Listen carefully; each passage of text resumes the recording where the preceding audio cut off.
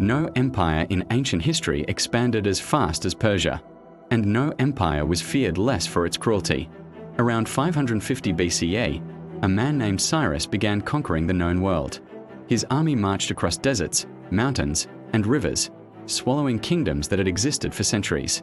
By the time he stopped, Persia controlled territory stretching from the Indus Valley to the Mediterranean Sea.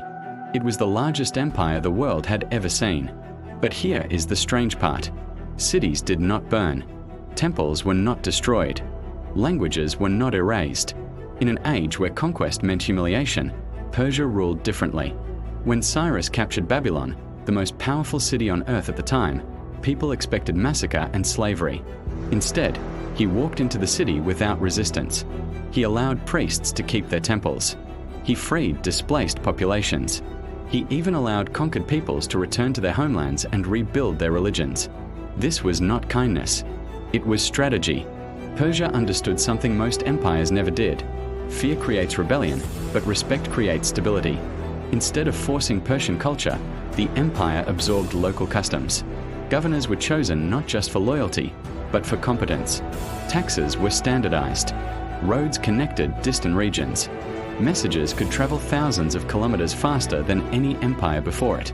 For the first time in history, an empire functioned like a system. Persia did not rule as a single identity. It ruled as a framework. At its height, the empire contained dozens of cultures, religions, and languages, all operating under a central authority that asked for loyalty, not conversion. Zoroastrian ideas shaped moral governance, but worship was never imposed. Even enemies were treated as future allies. This approach made Persia incredibly strong and dangerously misunderstood.